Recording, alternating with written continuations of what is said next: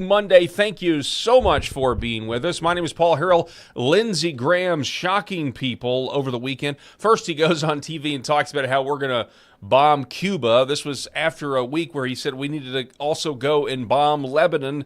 But now he seems to be pulling back, exercising caution after the spoils of war, which is Iran's oil, took a direct hit from an Israeli attack, and now we have a situation where Lindsey's like, whoa, not that far, don't go that far. So we're going to talk about that, as well as some of Lindsey Graham's unfortunate innuendos over the weekend. Lots of jokes out there. We're going to talk about that, as well as Maricopa County. There's even a connection now. If you go read unredacted affidavits from people that thought they saw fraud in 2020, thought they saw fraud in 2022, and they were running it out of Maricopa County, but they were also sending people to Georgia from Maricopa County. So Georgia, Arizona being connected, we've got that evidence for you. It's all very interesting because the FBI is now doing exactly what they did to Fulton County. They're doing to Maricopa County, looking into election fraud. Will we finally get accountability? We certainly hope so. And we are awaiting a press conference by President Donald Trump, scheduled to begin in 30 minutes or so. And when that happens, we're going to bring that to you live right here on LFA TV, as well as other platforms. Those of you watching on my personal Facebook page, welcome. The show starts now.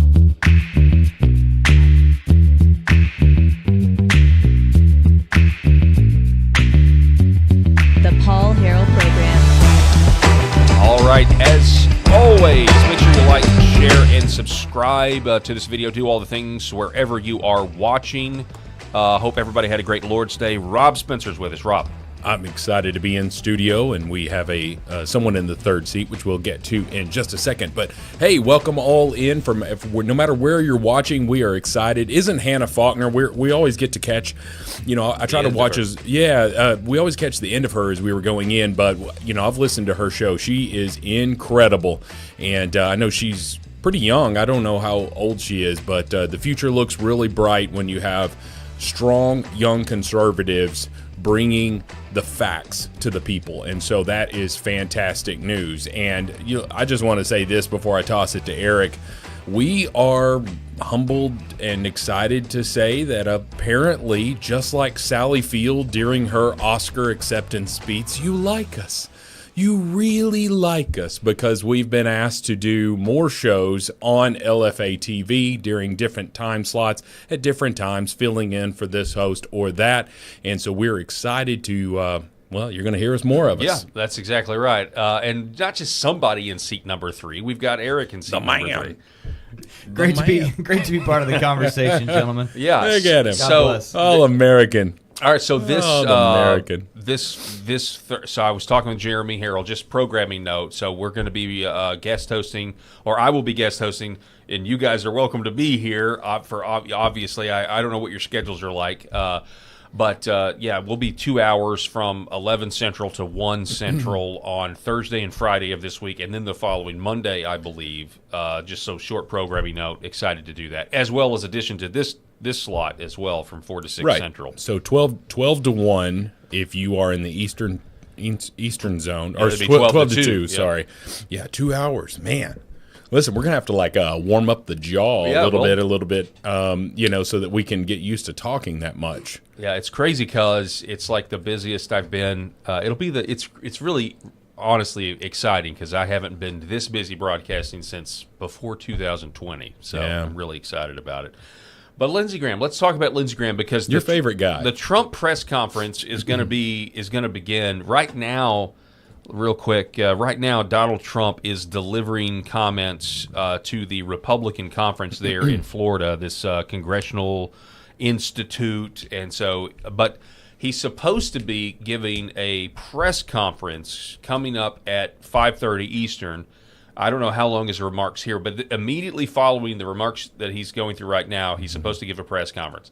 There are people speculating, although you'd think he would maybe indicate this in the speech so far that we watched. There are people speculating that he may declare victory in Iran in some way, shape, or form. I don't know. I'm just saying that's what people are speculating, because the press conference, as at least of this broadcast, we don't know the purpose of the press conference that he's scheduled to give. Mm-hmm. We have no idea. So people are being optimistic. Yeah, I love. Go Are ahead. you saying that it might potentially be foolish to do a mission accomplished banner? No, I'm not. President Bush did That would not be day? advisable. I'm not saying Yeah. one way or the other. I'm just saying some people are saying that the President Trump is looking for an off ramp. Yeah. And Well, I don't know. is, as we know, is perpetually always looking for an excuse for a victory lap. Yeah. As it relates to anything, and rightfully so. I mean, Rightfully so. he wants to brag about his accomplishments. There's Yeah. other things that are going on in the country that aren't so great right now. So looking for an opportunity to brag on our servicemen and women that are in harm's way, that are putting their lives on the line, that I know that he truly cares about, and so I'm totally okay with him taking a little bit of a victory lap. I mean, think about the fact that we have total air superiority. We've sunk every ship they have that is now in the bottom of the sea. They have no ability. They're even talking about the Ayatollah's son, even though he's been, apparently sworn in as the next leader, that it doesn't really matter that they're doing that because we can kill him at any time that we want. Yeah, he's been given the death nod. Nobody's even taking it seriously Right. that he's the new leader or the new Ayatollah, because at any point we or Israel could take him out. Yeah. Because there's nobody to stop us. Well, this is just what I'm talking about. Is this is one clip that is circulating right now. Listen. He has done some phone interviews with several outlets, most recently talking to CBS News' White House reporter, I should say. And in that interview with Wei Zhejiang, he said, "I think the war is very complete, pretty much. They have no Navy, no communications, they've got no Air Force." He added that the U.S. is, quote, very far ahead of the initial 4 to 5 week estimated time frame. And then with that, we bring in Danny. So this is the type of stuff, that people are saying, like he's intuiting that, and this account, Shadow of Ezra, says President Trump is expected to end the war in Iran, declare victory after taking out the Ayatollah and completely taking over the Strait of Hormuz. And that sort of thing. Reports are that oil prices spiked, then they went down. I paid $3.13 today. I know that much. I paid $3.13. I don't know what you guys are paying, but it'll be interesting to see what this press conference is, and hopefully we can bring it to you guys here in just a second when it commences. Yeah, Walmart was $2.99 still when I was over there, but I don't know. I don't know what it is nationwide. We have a very low cost of living here in the state of Arkansas, and so it's not always the lowest. Like Mississippi is a lot of times lower than ours, but regardless, the oil prices going as high as they've gone is that's expected when you blow up this huge oil producing country and the leader of this country. I mean, things are going to happen. But even if there's not a direct correlation, guys, we all remember in the 2000s when we had $4 gallons of gas here in Arkansas. So I would imagine it was astronomical at other places. Yes. Now, two things. We had George W. Bush, an oil man, as president. Okay, I say no more. And then the other thing is every time they would say, well, this recent tornado that came into Texas did a number on this refinery down there. And you're just like, I think you're just using every natural disaster to raise oil prices. And I don't know that it's the market. Okay, I'm not trying to say that there's someone sitting there pulling a switch. I get that it's the market, but they're all working in concert. Exxon is not trying to put BP out of business. I don't know all the oil conglomerates, but anyway, oil needs to come down. We're seeing lower prices. Oh, somebody's in Memphis. Yeah, I see this. All right. Yeah, we're looking at the chats there in Southern Cal. No, W. Wilson, Southern Colorado. I was like, there's no way it's cheaper in Southern California. 464 in Arizona from Peg Jernigan. Yeah, 350 in Ohio. Yeah. And Memphis 289. That's about where we're at over here in Northeast Arkansas. Peg Jernigan, are you in are you in Maricopa County? I know that's a huge county, but I'm just curious if you're in Maricopa County, because that's like the Phoenix area, right, and all of that. And so you're going to see that's going to be some high income A lot of times there's a lot of money there. But anyway, I don't even know what I was talking about. Just Well, oil prices.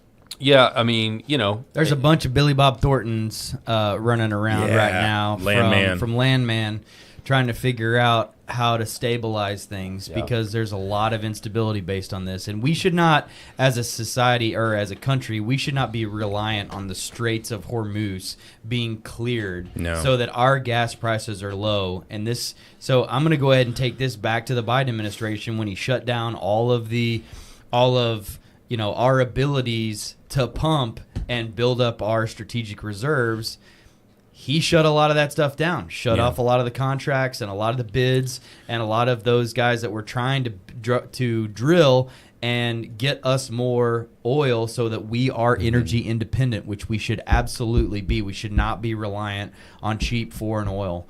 And do you remember during his first administration, Trump's first administration, whenever oil prices, they got really low, and here in Arkansas, and it was only for like one day, you could get a gallon of gas for 99 cents.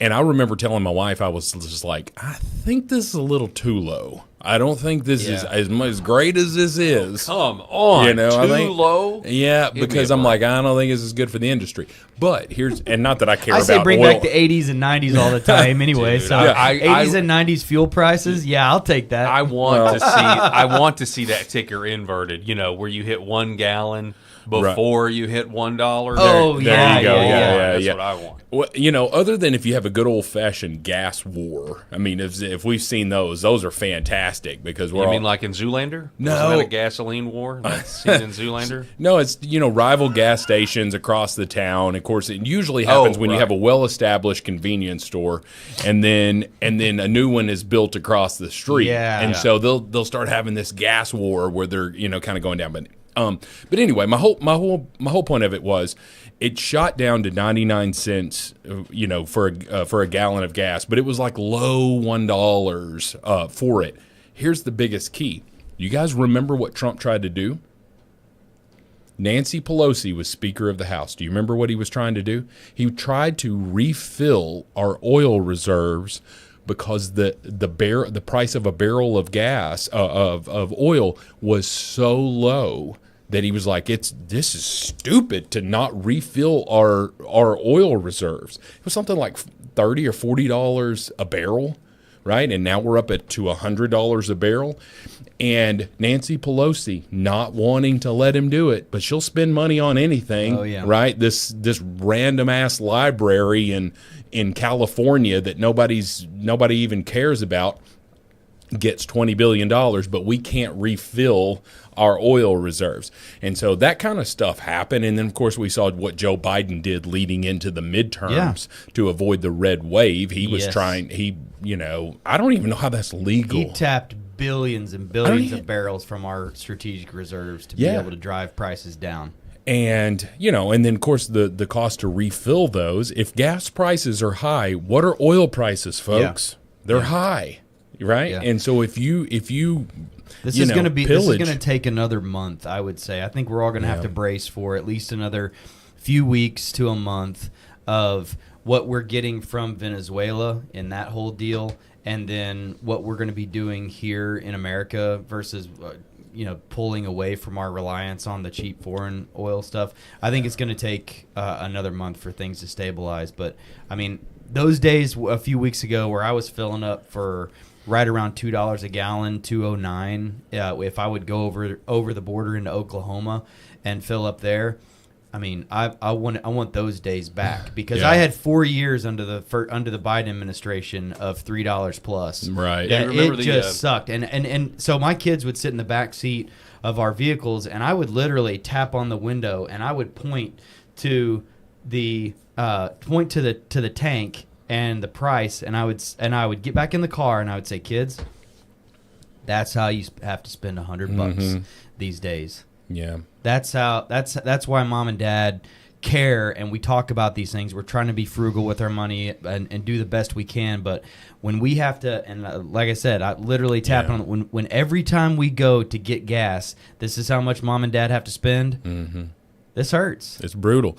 Yeah, and we don't want to spend the whole show talking about oil prices, but I will say this: it affects everything. Every every delivery diesel truck that is being pulled along, everything is affected by oil prices. Yeah. I mean, oil is used to make so many products, and we don't even realize how it affects these prices. When those are low, we've got a much better chance of an affordable life. I remember the stickers. The "I did that" stickers that were showing up. I bought a bunch. I did. Somebody bought me some. I've got one still in my refrigerator of Joe Biden. I did that. Yeah. All right, real quick, Lindsey Graham. Not real quick. We want to spend a little time on this. Senator Lindsey Graham making headlines. Listen, I want to say this, Paul, real quickly. I think if Lindsey Graham was in this room right now, you guys would be fighting. I don't know. You hate him. Oh, come on. I'm not. I don't care for him either, but I can't say I hate the man. You do too. I You just hate think him. he shouldn't be in Congress anymore. I think he's been there since 2003, and it's over. But anyway, Lindsey Graham making headlines after he went on Maria Bartiromo's show and said this. And we're going to win. All right, Israel and the United States, you just wait to see what comes in the next 2 weeks. The next 2 weeks, meaning what? We're going to blow the hell out of these people. This regime is in a death row now. It is going to be on its knees. It's going to fall. And when it falls, we're going to have peace like no other time. We're going to have prosperity unlike anyone could ever imagine. Peace brings prosperity. You can't do it by talking. The Democrats criticize this. Okay, so Lindsey Graham saying that we're going to, quote, blow the hell out of them. Jesse Kelly reminds So us, let me get this straight. everyone calm down. He might not be talking about weapons. Jesse's He might not be talking about weapons, folks. And I mean, the whole thing, honestly, when you look at here, you do it. What have we done? What have we done? Now it is going to be on its knees. It's going to fall. There we go. Hang on, one more. We're going to blow the hell out of these people. This regime is in a death row now. It's like cue the Larry David. No. Literally said we're gonna like blow. the- Hell, he's gonna get on their knees. Oh, so This is like every other Seinfeld episode is what Lindsey Graham is, just coming Yeah. in with this bravado. so Every that intern and staffer in his whole department did this. so whole thing. even Meghan Oh, yeah. McCain, right? Meghan yeah. McCain, not somebody that's I consider to be on the right at all. She may think that she is. Even Meghan McCain says, "I've known Lindsey Graham since I was a child. I implore anyone who will listen to the Trump administration to stop sending this man out as a surrogate. He is scaring people and doing damage to whatever message you're trying to sell to the American public about the Iran war." And so then Lindsey Graham came out after this attack on Iran's oil infrastructure, and he compliments Israel.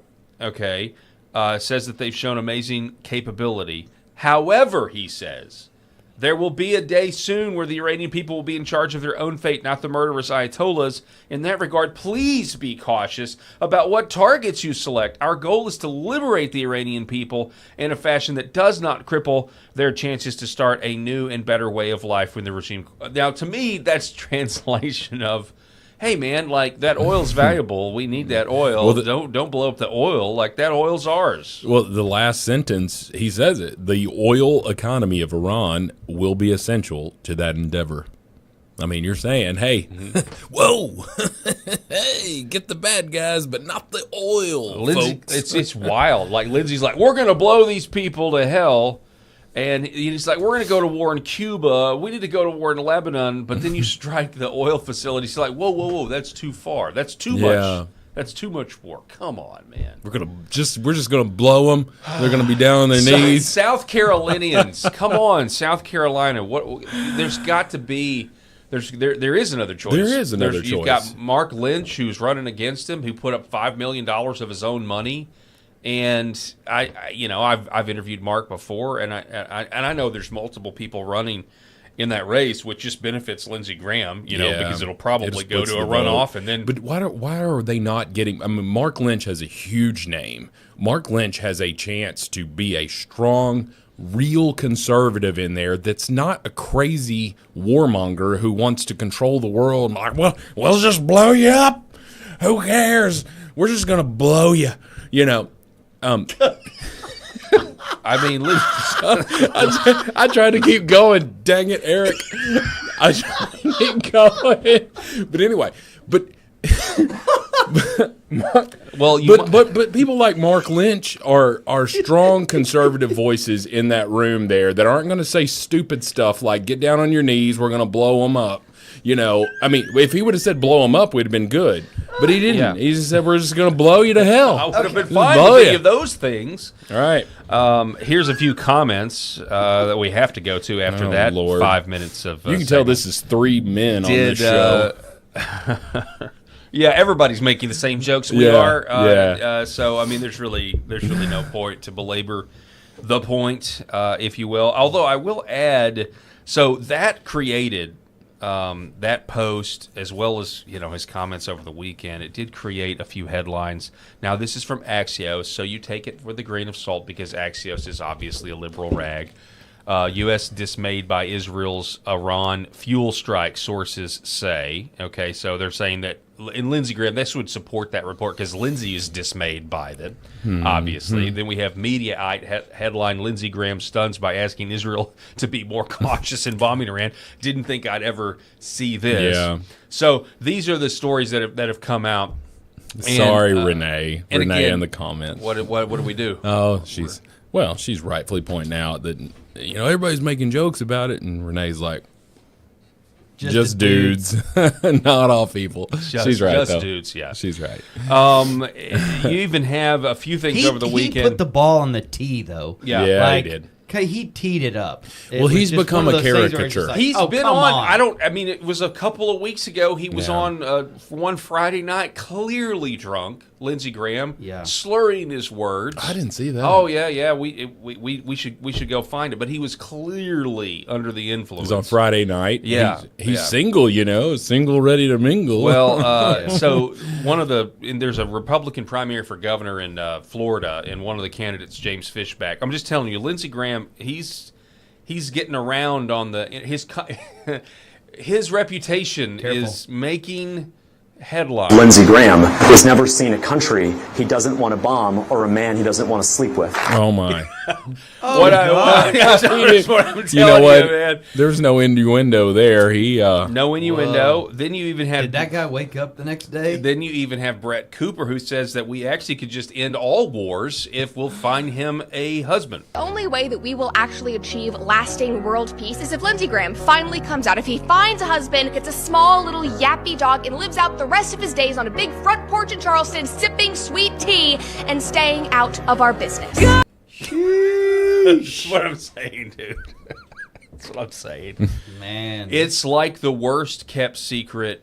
It's not. I mean, to me, it's an open secret, honestly, about it. But it is what it is. to each their own, but man, wow. Listen, I just want y'all to know that I'm handsome, according to, Clee Sully here. Have no idea who that is, but I'm handsome. Really? Yep. Well, there you go. You know what? You guys have some hair. I don't need it. All right. Well, so I just say that concludes our Graham Watch segment. No, Listen. no more Graham. Yeah, Come on. Oh, here we go. Senator Oh, God. Lindsey Graham Here we go. loves New Wars. I mean, why not, right? I mean, This segment is called Graham Watch, and Any it's dedicated excuse to to play. him. We see you, Lady G.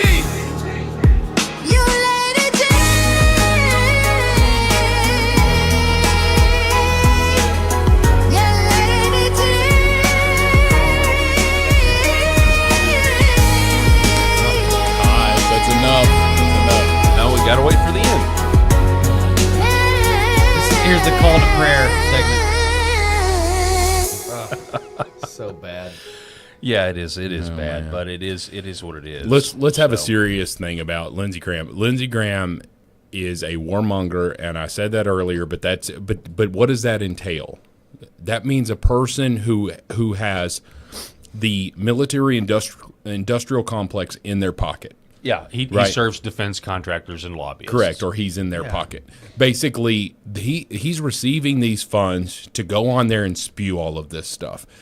Unless he's just freaking crazy. And I don't know that a politician, for the most part, is ever motivated just simply by their crazy. I think it's almost always motivated, certainly on the right, by money. And that is, what donor will I get if I do this? Who will donate to my next campaign if I get this bill passed? And that's unfortunate. That's what I mean. That's why I never put any sort of positive stock in any politician. You know, I might like something that they did just because of the trickle down effect of what it's going to do for me. But I'm not sitting here thinking that they're doing anything other than what's in their best interest. There are a few. I know that there are a few, but these long-term McConnells, Grahams, these just swamp creatures, Thunes right now, if he doesn't pass the Save America Act, he can get the hell out. I don't give a damn anymore. I'm so sick. I am so sick of something that is absolutely what the American people want. And they won't do it. And he will not put it on the floor. Yep. Like a complete moron. He won't do it. And President Trump has now said, hey, I am not going to sign a single piece of legislation until this is on my desk. And there's even Republicans in the House that have said, we're not voting on any of the Senate's legislation to even get it to the president's desk until you do something about the SAVE Act. And I think generally the SAVE Act is good. I think we need the SAVE Act. We need it for a lot of reasons. Now, we covered on Friday, I don't know if you guys saw the show on Friday, we covered on Friday how it still is not going to it's not going to address the machine fraud as has been exposed. If you missed the show on Friday, I think this program did a fairly good job of exposing that the actual winner of the primary in Texas between Ken Paxton and John Cornyn is unknowable at the bare minimum based on Bexar County's algorithms that have been exposed and how they were, you know, he only won by 4,008 votes, and in Bexar County alone you had a 4,016 vote anomaly when it comes to the check-ins, and that's just in one county. It wasn't just going on in Bexar County. That's ridiculous. That, you know, out of all the counties in Texas, we got the one with the anomaly. It's just a matter of you know, do you have the information or not? So. We do need to talk about what is unfortunately happening in the state of Texas. Did you hear about the Texas this is not something we plan on talking about, but did you hear about the Texas 5A high school football team that had to cancel its season because it couldn't field a team? Now, I want you to think about how large a 5A school is. And if you're not familiar, most schools that are really small are your 1As, your 2As. I graduated from a 2A school. Your 3As, 4As, 5As, and then I believe it goes all the way up to 7As. But 5As just means that it's just based off of your school population. Anyway, they couldn't field a team. And the reason that they could not field a team is because the overwhelming majority of their student population were foreign-born or their parents were foreign-born and were in this school district. So you didn't have these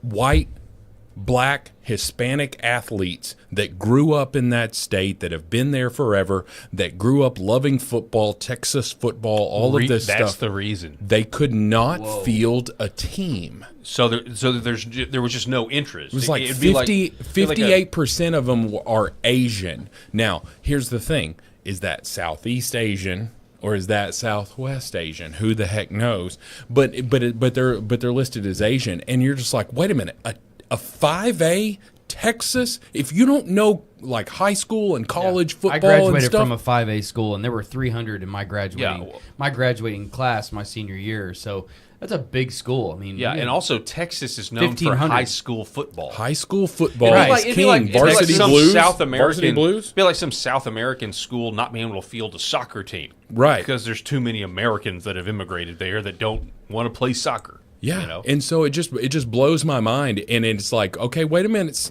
Texas, how many mosques you got right now? How many Islamic centers have you got going up in the state of Texas? We're looking at you as reliably red, okay? It's not going to take a whole lot of pushing and prodding for that to turn blue. And you've seen that. You've seen people go, the Democrats go all in on Texas. I'm not trying to derail us, but I'm just trying to say we need to do a deep dive on the dangers of losing Texas, because Texas is our offset to California, right? We know that's going blue in California. We hope that Texas is going red, and boom, now we're starting with a blank slate, essentially. But what if we lose Texas? That was the thing with so many folks from California and New York leaving those terrible cities and states for all types of reasons to go down to Texas for a whole host of reasons, and Tennessee as well. But it's like, okay, well, you can leave and go there, but don't take your politics with you. Don't turn Texas purple or rainbow, for that matter. Mm-hmm. Was it Dan Bongino that said that if you move to that's right. Yeah, if you flee liberal lunacy in a blue state and move to a red state because you're fleeing the liberal lunacy, that you shouldn't be able to vote for 5 years or 5 elections or 100%. Whatever it was. And it was to keep you from doing what you. And honestly, how absolutely imbecilic is it to flee this blue policy state, city, county, whatever it is, and then move to a red district because things are better there, but then keep voting blue? Yeah, what the hell is wrong with you? It is, and solidly red states should actually advertise why their state is good and literally target the blue voters. And I'm serious. Say, hey, I mean, a really thought out marketing campaign, and it may make a lot of people mad, but they should at least do it, to say, hey, the reason you moved from California or Oregon or wherever to Texas is because California, California takes, I don't know, $10,000 a person to fund their government, whereas Texas uses $4,000. So, there's a ton of arguments you could make, but they should pass legislation to do stuff like that. I think, or at least that I would consider it. Maybe that's ridiculous. Listen, I'll just say, shut up, Eric. In the comments, she was obviously talking about how handsome I was. That was what it was. When I saw it, I was like, "Oh, Italian job." Yeah, no. Somebody mentioned it's about that. Rob is handsome. That's okay, what it well, was. Somebody said, and I've been trying to find the comment. It was like it was some comment be like, "Oh, my bad, I'm bald too," and I was like, "What is?" And I can't find. They said something about being bald. So now, what they're giving you are giving people hope. Rob is what I'm trying to say. Listen, bald is beautiful. Bring it. Yeah, bring it. There's the old Seinfeld where there's a bald guy or whatever. And the joke is, "Are you from the future?" Really? That was that. I thought you were going to do the George when he got the toupee, or he was dating a bald woman. Yes. Right. Yeah. Okay. Don't you see what's going on here? And he's like, "No, you're bald." "No, I'm not. I was bald." Yeah, when he's wearing the toupee. She goes, "Give me that." Yeah, I love it. It's good stuff. All right, can we just reset for a second, take a break? I want to see where this press conference is that hasn't started yet. He's still in his comments. We'll get an update on that. And here we go. Back here in just a minute. Don't go anywhere, folks. I'm Brian Norris, retired Army First Sergeant, husband to Kelly, father of 3 amazing girls, and a lifelong Arkansan who puts faith, family, and fair elections first. When Independence County demanded real election transparency, I led the charge, petitioning voters and winning at the Arkansas Supreme Court. Now, Little Rock bureaucrats are punishing counties like Searcy for putting voters first. That's not real conservatism. It's big government overreach in disguise. That's why Trump allies like General Michael Flynn, Mike Lindell, Justice Michael Gableman, Colonel Conrad Reynolds, Senator Wendy Rogers, and Senator Mark Fincham back me. Together, we'll secure Arkansas's elections and inspire the nation. As Secretary of State, I'll implement President Trump's executive order, verify citizenship, replace hackable voting computers, and build trust with verifiable paper ballots.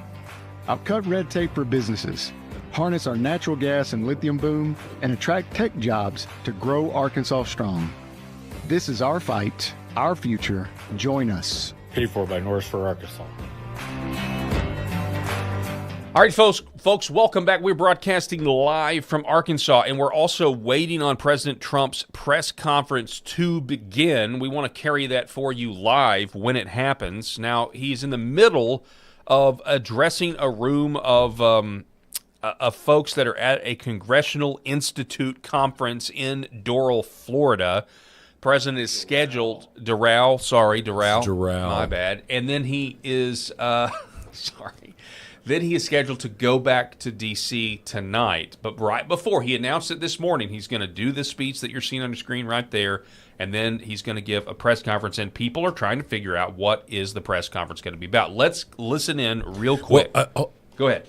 Well, I was just going to say, before we go in, I'm really glad that you got away from the USA Today feed on that with their liberal garbage trash. USA Today had it at the top. It just I still have it right there. It just said, these statements have not been verified by USA Today. It's a live press conference, you twits. What the hell is wrong with you? I know. We have to put out factual information and would carry every single Joe Biden and Kamala Harris lie. Oh my gosh, what about Karine Jean-Pierre and her lies? They never did that. Right. This is the one thing that actually is historic, that Trump, it just shows you what liars they are. It took till Donald Trump for them to have disclaimers when they cover politicians. It's insane. Sure. Let's listen in. What's he saying? Great people that were being, and the word came out from people watching it on television, you guys are getting killed. And this is an even bigger example. So if I could ask the people in this room to go for the gold. We're going for the gold. We're not going for the bronze. We're not going to sign a watered-down version like has been sent up there.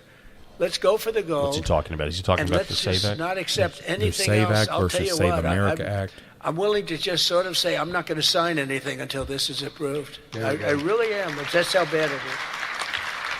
There you go. And we're going to have to push the Senate because you have 4 or 5 senators that are, I don't know, 4 or 5 Republican senators. You'll have to explain them to me, but we're not going to get into that. But we're going to push them to get it done because I don't think you can politically exist if you're not going to do voter ID and these things. I don't think the people in this country will stand for it. So I'm making my biggest plea tonight. It'll make you, and I'm not doing it for this reason at all. It'll guarantee the midterms. It'll guarantee the midterms. If you don't get it, big trouble. My opinion. Yeah. If you get this, your midterms, and they know it. For 2 reasons. Number 1, they won't be able to cheat. And number 2, the people are demanding it. Every time I go out, Save America, sir, Save America Act. We want the Save America Act, sir. That's all they talk about. They don't talk about housing. They don't talk about anything. That's what they talk about.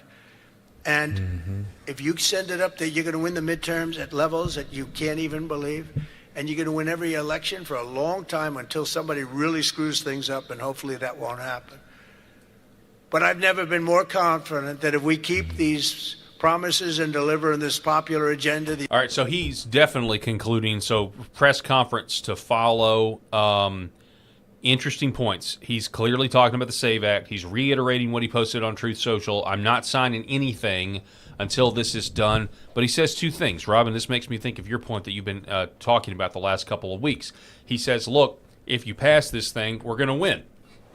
We're going to win the midterms, even though, we can talk about how there are pockets of folks that are not happy here or there, overall, but maybe they like this result and that result, but they want to see more done. He's saying this would deal with election fraud. They can't cheat, so he thinks they would win. And also he thinks they'll win because people will vote for Republicans because they just passed the SAVE Act. And all the Democrats are not going to vote for it, so it'll be this juxtaposition.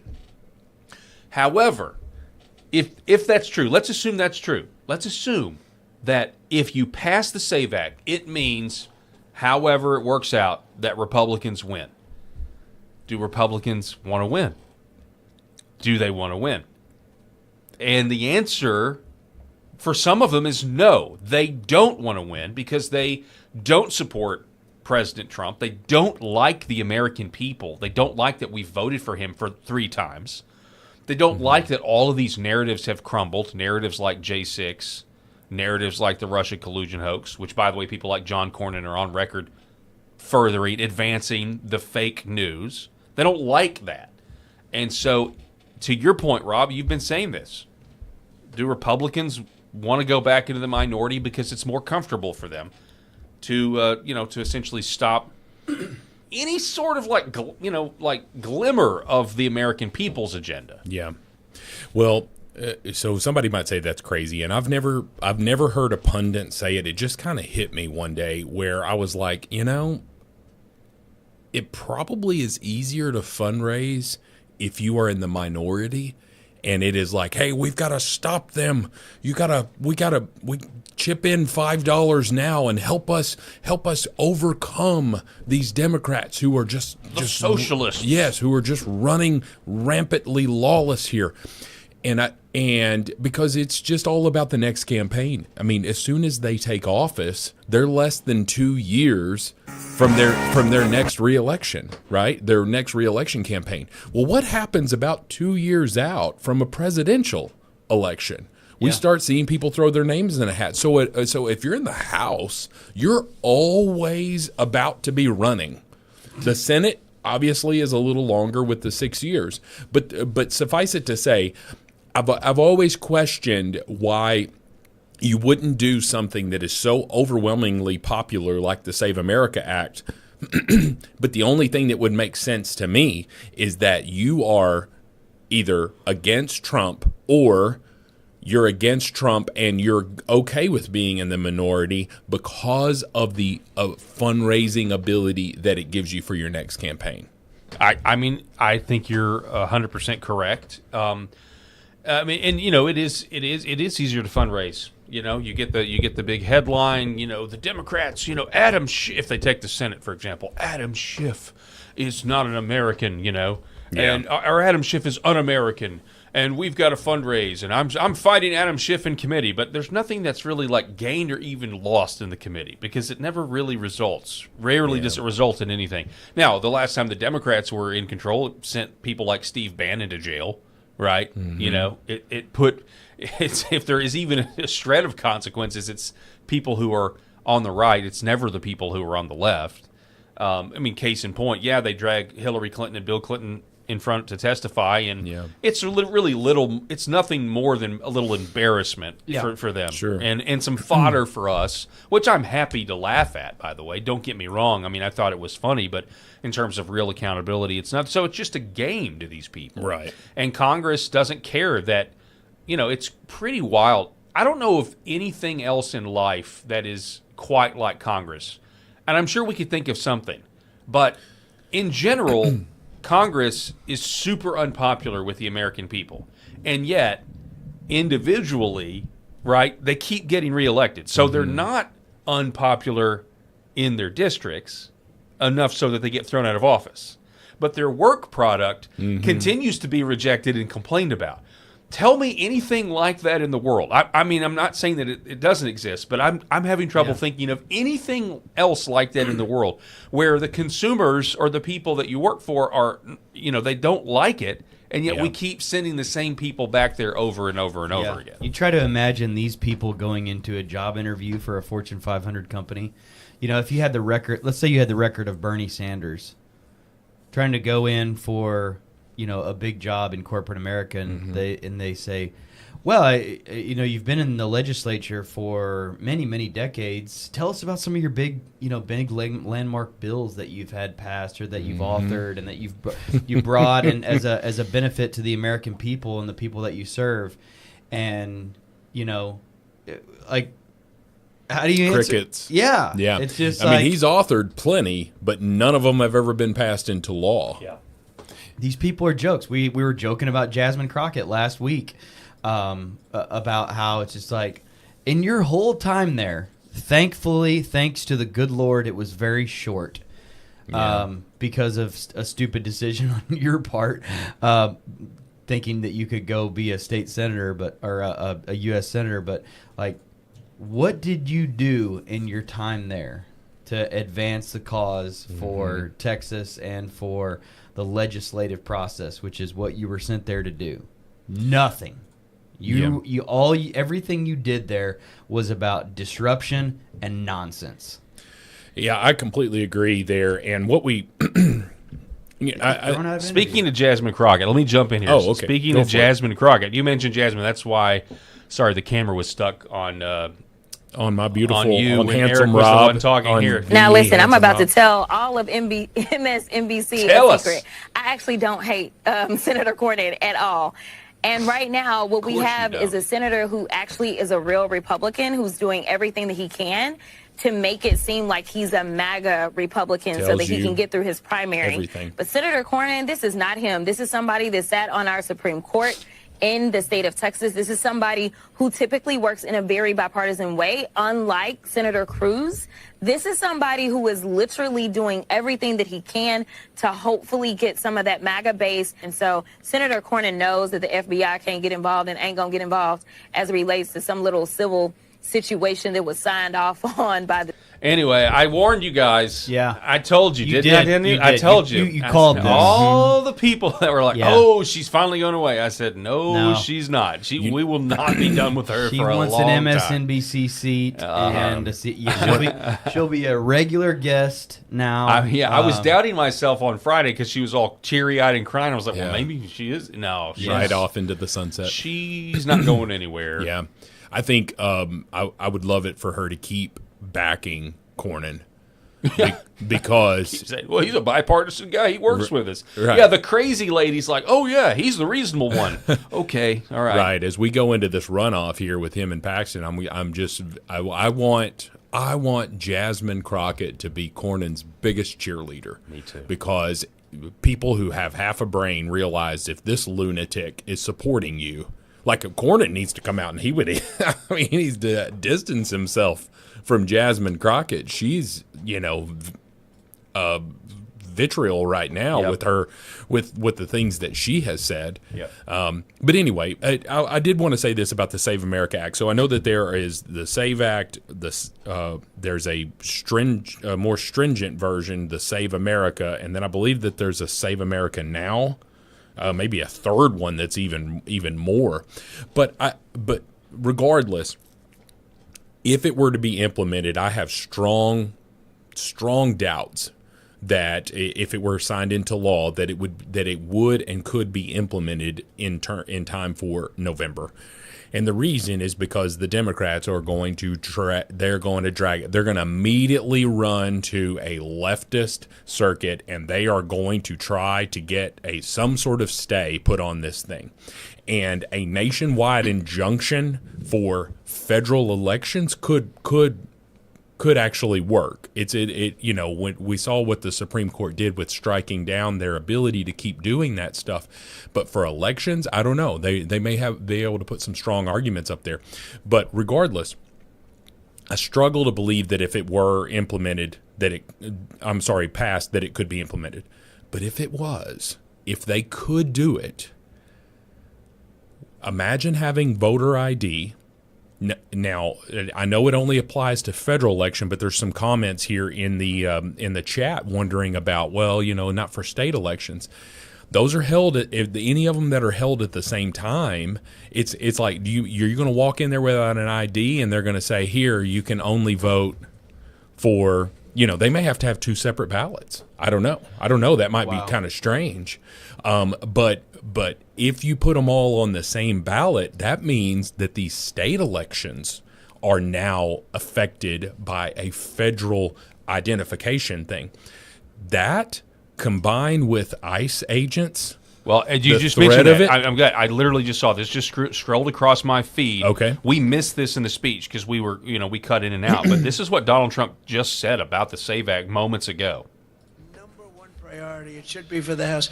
And I'd like to ask Tom, Steve, Mike, all of you, if you would, I'd like to have you go back and Lisa, hello, darling. She was screaming her affirmation of what I said. The kid went wild. In the audience. She was so happy that somebody finally said, let's vote on this. Lisa, you're going to get it done. Okay, I'm going to count on you. Forget the men up here. I'm going to count. Deal. But it's actually a matter in a serious way of national survival. We can't have these elections going on like this anymore. You know, you use paper ballots. If right now they have watermark, it's so safe, it's so good. You put it, it gets under a light. It says, you know, a code. It's very, very hard to cheat. Another thing, and I don't even bring this up, it costs 7% the cost of those crazy machines. You know. All right. Well, this is a Is he talking about Lisa Murkowski? This is like a misleading. Was that who he was referencing there?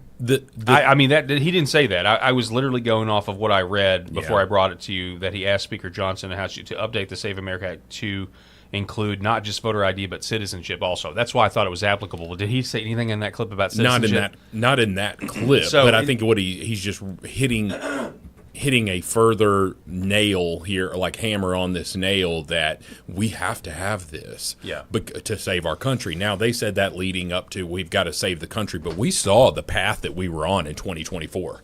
We saw where the Democrats were taking us and what cackling Kamala would have done to this country. When we have some discourse among the conservatives of the United States, when we have a little bit of frustration with Donald Trump about this or that, or his administration about this or that, we're not throwing the baby out with the bathwater. We're not sitting here and saying, hey, no way, man. Let's cut in. Oh, we're live. Okay, I think we finally have it here. Let's take a listen to this. Threat from Iran, which was a big moment in history, in my opinion, and the great success we've had in Venezuela and all other places. Every place we've gone, and all other places, every place we've gone, we've had tremendous success.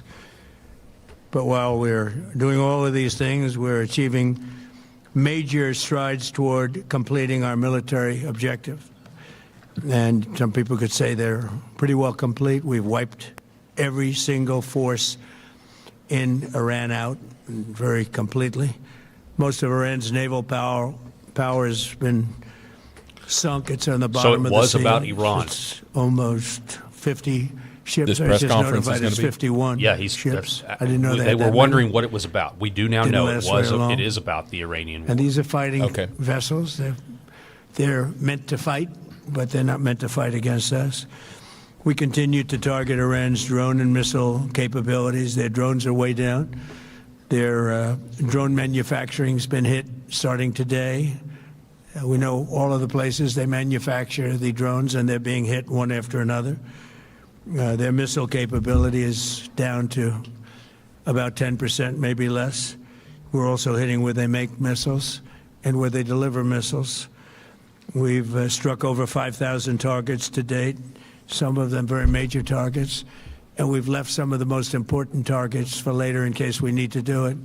If we hit them, it's going to take many years for them to be rebuilt, having to do with electricity production and many other things. So we're not looking to do that if we don't have to. But they're the kind of things that are very easy to hit, but very devastating if they are hit. We are waiting to see what happens before we hit them. We could take them all out in one day, but it's all resulting in a 90% decline in various things, but in particular, Iranian missile launchers and 83% drop in drone launchers. As you know, the drone launchers are pretty well shot, but we're at over 90% decline in the Iranian missile launchers, which is very hard to reproduce and very hard to get. And totally different tone than what he was doing just 20 minutes ago. Have you noticed this? A lot of smart people. As soon as they sent a missile up from a launcher, we were able to knock out that launcher within a period of 5 minutes or less, accurately right on the noggin. So now we have low-cost interceptors effectively combating Iranian drones, and our B-2 bombers recently dropped dozens of 2,000-pound bombs to destroy missile launchers all over Iran and buried deep under Iranian soil in many cases. The soil was no match. And we're also annihilating the manufacturing base that the regime uses to build drones and missiles at a rate that nobody thought was possible. We're knocking them out. We know where they all are. We're knocking them out very quickly. We're ahead of our initial timeline by a lot. I would say that we probably would not have thought after a month we'd be here. In addition to the fact that we've taken out the leadership twice and maybe 3 times. And we, as you know, we want to be involved.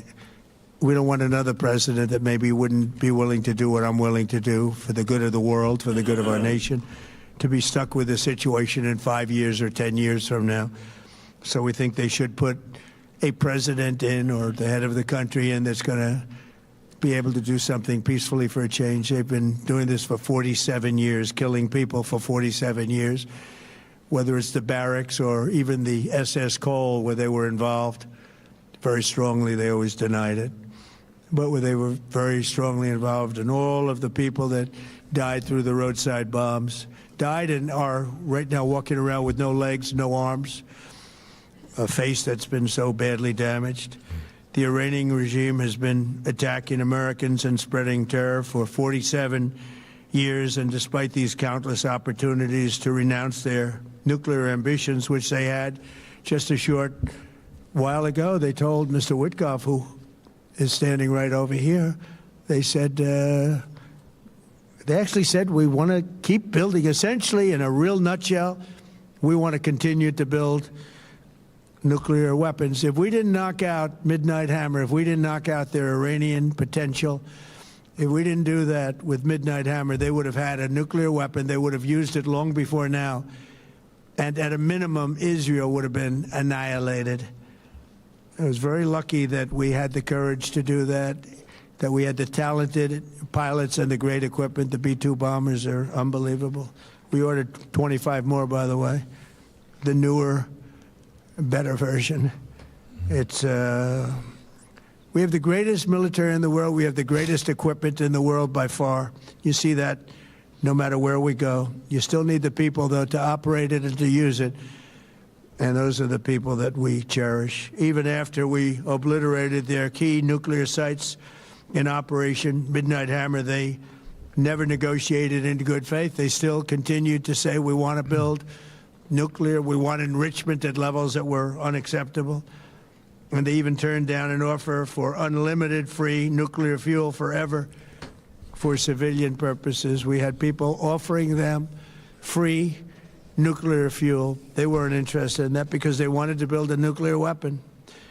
So instead, the regime was trying to reconstitute its weapons program at a different site.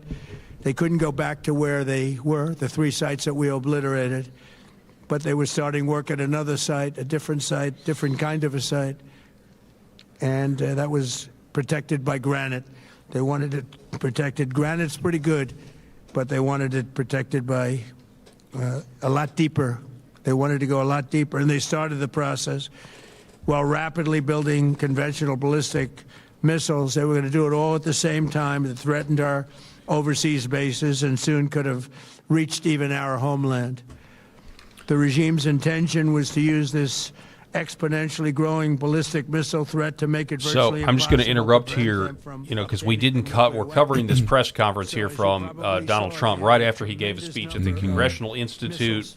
And we didn't play a lot of what he said in the Congressional Institute, but there is reporting suggesting that Trump said during that speech that he just gave that Iran is going to end up only a, quote, short-term excursion, end quote, after saying it's almost complete, which is what Martha McCallum reported earlier. At least that's what he was telling, I think, a CBS News reporter. Quote, short-term, we took a little excursion because we felt we had to do that to get rid of some evil. You'll see it's going to be short-term excursion. How good is our military? So we'll see if he's going to reiterate some of those comments here. I'm curious. Again, people have been wondering what this press conference was about all day, or at least in my feed. So let's continue. And if you notice, they did something which was very foolish, very stupid, I would say. They attacked their neighbors. And their neighbors were largely neutral, or at least weren't going to be involved, and they got attacked. And it had the reverse effect. The neighbors came onto our side and started attacking them, and actually quite successfully. If you look at Saudi Arabia, you look at UAE, Qatar, and others, but they were strong and they were smart, but they got attacked. Nobody, when I first heard it, I said, no, somebody made a mistake. There was no mistake. UAE had over 1,000 missiles shot at it, knocked them almost all down. On the very first day I came down the escalator in 2015, I said, quote, I will stop Iran from getting nuclear weapons, and all I'm doing is keeping my promise. Think of that. That was in 2015. I said it. It was a threat then and a much bigger threat now, but no longer a threat, not for a long time anyway. We want to keep it that way. As we continue Operation Epic Fury, we're also focused on keeping energy and oil flowing to the world, and I will not allow a terrorist regime to hold the world hostage and attempt to stop the globe's oil supply, and if Iran does anything to do that, they'll get hit at a much, much harder level. I will take out those targets that were easy and that I mentioned just before. We'll take them out so quickly, they'll never be able to recover, ever. If they want to play that game, they better not play that game. In the long run, oil supplies will be dramatically more secure without the threat of Iranian ships, drones, missiles, nuclear menace. All right, what do you think? Or anything. So well, I mean, I think what he's doing here is he's laying out all of the positives and the reasons that he went into Iran in the first place. And, you know, and someone said in the chat there that, you know, he's trying to sort of counteract the negative publicity that is happening from some. And I understand. Well, it's because, I mean, people don't like war. It's just, that's why. This is something that people don't. A lot of people don't like the idea. I mean, and that's understandable. Whether you think we had to do something or whatever, nobody likes war. Yeah. Right? Yeah, I think anybody with half a brain, so you got the lunatic left that is not going to ever think this, but anybody with half a brain realizes that Iran having a nuclear weapon, considering the all of the sponsorship of terrorism that they've done, they know that they cannot have a nuclear weapon. You can't have the nuclear weapon in the hands of a crazy person. But I can say that there are people who are just concerned. I mean, we've lost 6 servicemen and women, or 6 servicemen at this point. I believe 6. 7. So sorry. So 7 people here that, you know, in theory would still be alive had we not done this, right? And so there's that. And then the other side of that coin is that there's a cost of war. So we're I guess we still have this chimed in a little bit there. Yeah. We're still going to keep track of it. We'll catch it. I think the real what do you want to call it? The real value of this press conference is going to come if he in fact takes questions. If he takes questions from the audience, because when Trump is unscripted and off the cuff, that is when it happens. You know, you get the real good stuff there. So, you know, I think he is going to take questions. Like maybe that's what people have been waiting for, is to see what happens with that. Because I don't know, has he had questions yet in this format since the war broke out? When has he ever not taken questions? Yeah, that's true. He's like always the most transparent president. He always takes questions. In history. What are your thoughts on it, Eric? I mean, here, look, I'll just say the reason I thought here's the reason why I thought we should cover it today. Just because I was hearing on the internet that, hey, there may be an off ramp here. You know, there may be kind of a winding down of the operations. Doesn't look like that's what he's going to say based on what he said previously. I mean, it's almost over. It's a short incursion. It's almost done. But it doesn't look like he's going to say anything here today that says, hey, you know, we're done. We did what we accomplished to do.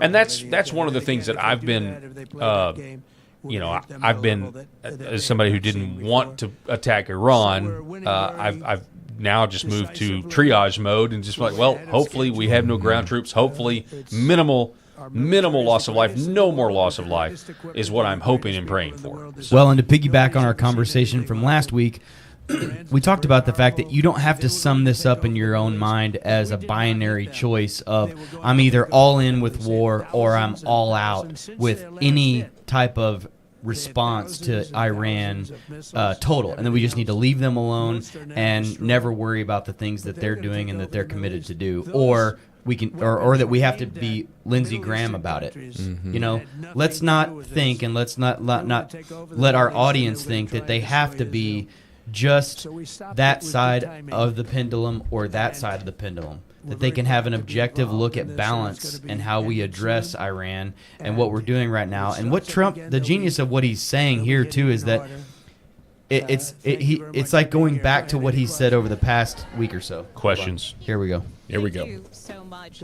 Do you approve of Iran's new supreme leader? And secondly, can you tell us more about your call with Russian President Vladimir Putin Good points, today? though, What Eric. did you discuss? Yes, I had a very good call with President Putin. We had a lot of people on the line from our side, from his side.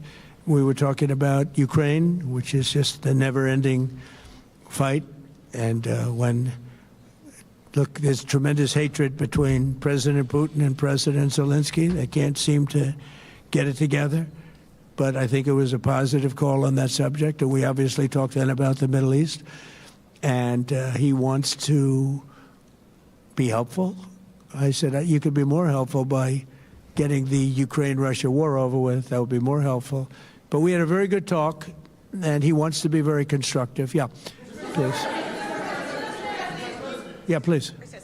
Thank you, Mr. President. On Iran, you called it an excursion. You said it would be over soon. Are you thinking this week it will be over? No, Are you talking but soon. about days? I think soon. Okay, and with respect Very soon. Look, everything they have is gone, including their leadership. In fact, there are two levels of leadership, and even actually, as it turns out, more than that. But two levels of leadership are gone. Most people have never even heard about the leaders that they're talking about. So it's obviously been very, very powerful, very effective. to Cuba, you said that Cuba wants to make a deal. Yes. What would the United States get in return for that, and why should Americans trust Marco Rubio to negotiate it? Well, Marco Rubio is doing a great job. I think he's going to go down as the greatest Secretary of State in history. Look at what we've done as a because he's Cuban. As a presidency. Look at what we've done as an administration. They trust Marco, and so do the American people trust. He's been successful no matter where he's been. He also speaks the language, which is always nice and always helpful. He's from Cuba. Dealing, and it may be That's a Godfather reference. a friendly takeover. That's just how I would imagine Barack Obama would say that. Because they're really Cuba. They're down to, as they say, fumes. They have no energy. They have no money. They're in deep trouble on a humanitarian basis, and we don't want to see that, but they were very, very bad to a lot of people, as you know, and a lot of people living on the Cuban-American vote, which I got at record levels. Very important. Those people are very important to me. I know what they went through. They went through How are they hell. saying this man is Some in of mental them have gone on to be some of the most successful He's people in the 80 country. and he's answering these questions Cuban-American business people. Some of them are like no the problem. most successful in the country. And a lot of them are friends of mine because I've been fighting this battle with them for a long time. The Castro regime was brutal, but they lived off Venezuela. Now they don't live off Venezuela. Sends them no energy, no fuel, no oil, no money, no nothing. They lived without Venezuela. They couldn't have made it, and we cut them off from everything else. So, they're going to make either a deal or we'll do it just as easy anyway. Yeah. Please. Go ahead. Going to be buying vacation properties in Cuba. Is that what's going to happen? Missile strike. Not me. Tomahawk missile likely destroyed that Iranian girls' school. So will the U.S. accept any responsibility? Well, I for haven't that strike? seen it, and I will say that the Tomahawk, which is one of the most powerful weapons around, is used by, is sold and used by other countries. You know that. And whether it's Iran, who also has some Tomahawks, I wish they had more. But whether it's Iran or somebody else, the fact that a Tomahawk is very generic. It's sold to other countries, but that's being investigated right now. talking about the deaths of 160 Iranian schoolgirls. Thank you. Mr. President, you've said the war is, quote, very complete, but your defense secretary says this is just the beginning. So which is it, and how long should Americans be prepared Well, I think for you could this war say to it last both. for? It's the beginning. It's the beginning of building a new country. But they have no Navy. They have no Air Force. They have no anti-aircraft equipment. It's all been blown up. They have no radar. Building they have a new no country. telecommunications. And they have no leadership. I don't It's like all it. gone. So, you could look at that statement. We could call it a tremendous success right now as we leave here. I could call it, or we could go further, and we're going to go further. But the big risk on that war has been over for 3 days. We wiped them out in the first 2 days. When you think about it, it's incredible. We wiped out a big Navy, very powerful Navy. These were ships. These were serious ships. These were ships that you buy when you want to win battles. They're all on the bottom floor. The sailors are all running off their ships. They refuse to get on the ships. The Air Force is gone. Everything's gone. The missiles are down to a trickle. The drones are down to probably 25%, and they'll soon be down to nothing. We'll have where they manufactured the drones are under fire as we speak. They're being hit. So the rest is going to be determination as to my attitude, along with the people in the Trump administration, what we want to do. Thank you. Yeah, please. Can I ask you, you mentioned you were going to waive certain additional oil waivers or sanctions. Can you talk a little bit more about that and address in particular? Well, we're looking to keep the oil prices down. We went artificially up because of this excursion into a very positive thing. I mean, this was an excursion that a lot of people wouldn't have done. I knew oil prices would go up if I did this, and they've gone up probably less than I thought they'd go up. But I don't think anybody thought we were going to be this quickly successful. This was What's the price of oil military right now? success, the likes of which people haven't seen. We have the best military. We have the best equipment. We have, I believe, the best generals. We have the best. 87. And this went very quickly. We talked about So that it's with down. President Putin. He was very Considerably? impressed Does anyone know, is with it what he because saw, because nobody's ever seen is anything oil quite come like back it. down Iran was a very because powerful, of the Strait of Hormuz military being country, secured in man, some way? with all of the missiles. I don't Now, know. You had the I'm double not attack. sure. You had the original attack with us in Israel, and that knocked them for a loop. Then you had the B-2 bombers, which took out their nuclear capability, and they would have had a nuclear weapon within 2 weeks to 4 weeks, and they would have used it long before this press conference. Oh, wow. And we 2 might to have had 4 a much weeks? different I mean, press that's the first conference I've if we heard had that a press conference at all. I think I heard some of that last week. but it's Rob, you been got a jet. I know amazing. you got to go. The- So they were 2 to military 4 success weeks that we've away, had potentially, is from really having a unprecedented. workable nuclear weapon. That's what they said. Yeah, I can't That's hear. part I of don't the know if I'm reason why we muted went or in. not. You're but not muted. I'm You're not on. muted. But I don't know if that's true. But I also like the schoolgirl story. It's hard to really trust propaganda. Anything that comes out of there Well, as yeah. truth. Let's be clear, though. The propaganda in any war goes Both ways. Oh, it does. It goes 100%. both ways, so take everything with a grain of salt. Rob, hopefully we'll see you tomorrow, sir. Yeah, I'll be back tomorrow. All right. The Save America, not the Save Act, which nobody knew what it was. The Save America Act. The Save America We saw Act. earlier. And that's voter ID. We want voter ID. When a voter, we want to be able to see a picture of the voter. We want to be able to see that the voter is legitimate. We want, very importantly, confirmation that this voter is a citizen of the United States of America, and we want no mail-in ballot scams. So we have exceptions for the military, for sick, for disabled, and for people that are away, business trips or whatever. Even vacations will be very liberal in that. We've added 2 things to it: no men and women's sports and no transgender mutilization of our children. We don't want it's mutilization of our children, and we don't want that. It's not So we added mutilization. those 2 things. Yeah. That's Well, the 5. Who cares? 5 very 100%. good points. Yes. It polls at 86% with Democrats. Think of that. The overall vote is 86%. With Republicans, it's 98%. And the only one opposed to it is a Democrat leadership because they cheat. They want to cheat. So we added those 2 points. We're going for the gold, and we're going to have to fight like hell. Now, certain things will happen. Certain things will take place. I'm here to do a great job for the country. But we don't have a country, if we're going to have elections that are so corrupt and so dishonest like we've witnessed over the last period of time.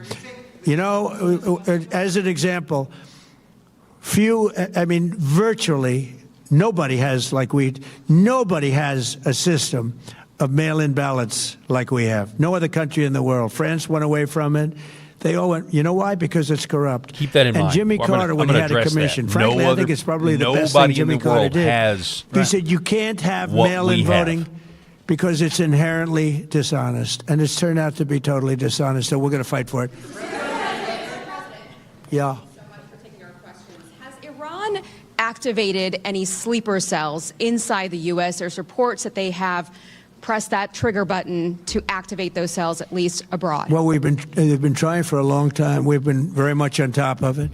One of the things we have to do is get the Democrats to stop the Democrat shutdown, because, as you know, the apparatus that looks into that, Schumer and the Democrats have shut it down, which tells you they probably hate our country a lot. But the Democrats have to open that up.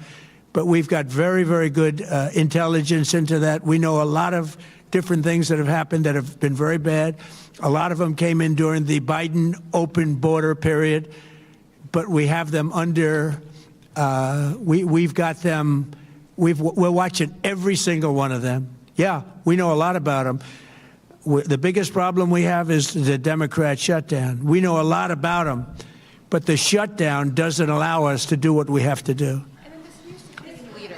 Do you have to take him out? Does he have a target on his back? We've just been listening to President Trump there at a news conference in Doral, Florida. Well, NBC's had enough.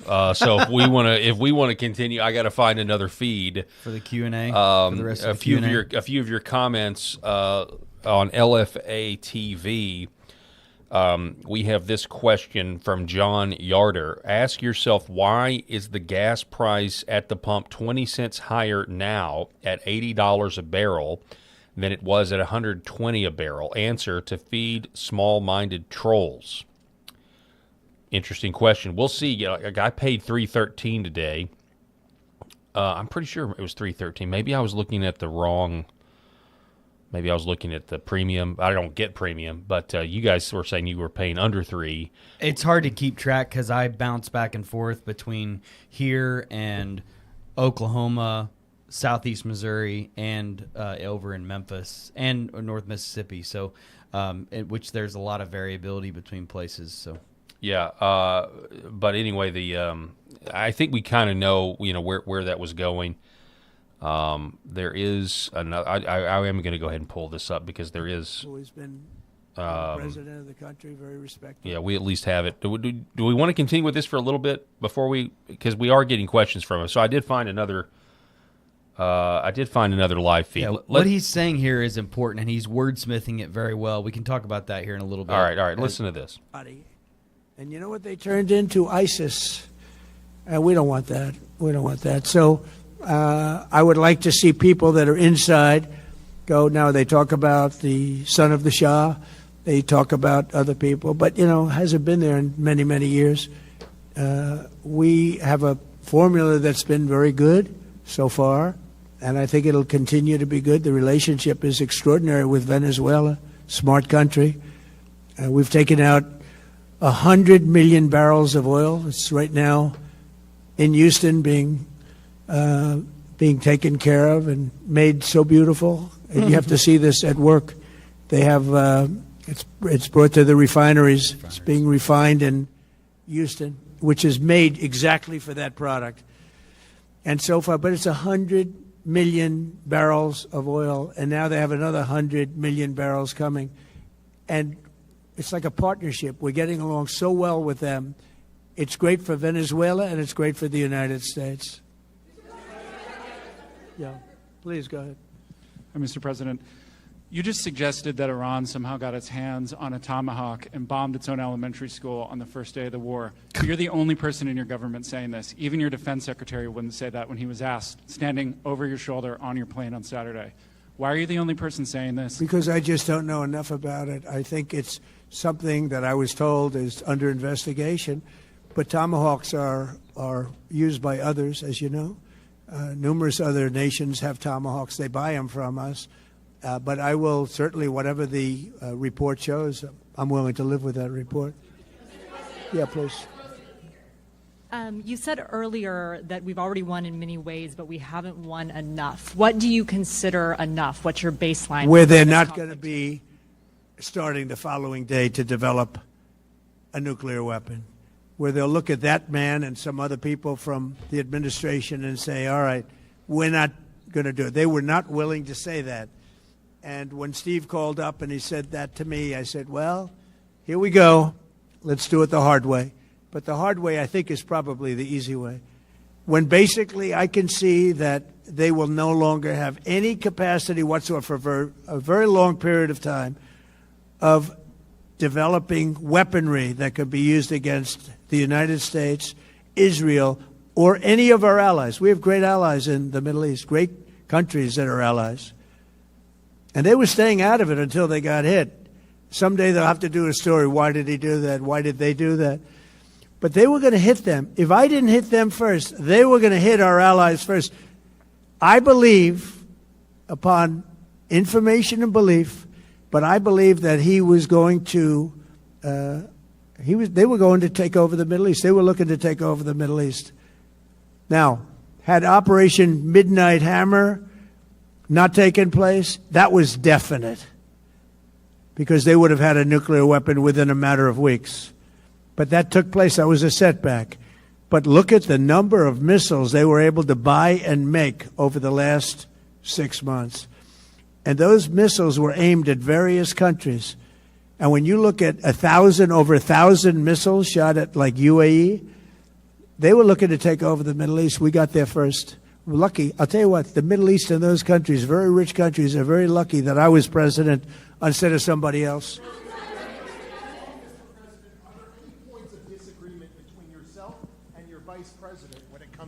Obviously, you know what we're doing. We're listening to the president answer questions. Very well on this. Gotcha questions, by the way. I would say philosophically a little bit different than me. I think he was maybe less enthusiastic about going, but he was quite enthusiastic. But I felt it was something we had to do. I didn't feel we had a choice. If we didn't do it, they would have done it to us. I felt, based on the negotiations that were being had by Steve Witkoff and Jared Kushner and Marco and Pete, and everybody was involved, I felt that they were looking to tap us along before they hit, and I thought they were going to hit. And if they hit us first, that would have been a very bad thing. In the back, please, in the back.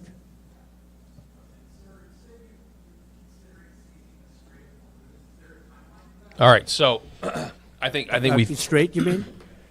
Yeah, well, I want to keep it open. I want to keep it good. You know, it doesn't pertain to. I think we've heard. You know, for the most part, we kind of know where this is going. So the answer to my question when I woke up this morning and I saw the announcement, hey, there's going to be a press conference after his speech, was I was thinking there was going to be some announcement of, hey, we're done with Iran. That's not the case. He's saying it's going to last longer, a little longer, he says, but it's going to be a short excursion. This is what we're being told. Oil prices have come back down. I'm told because the tankers are moving. Somebody in the comments was saying that the tankers are moving through the Strait of Hormuz.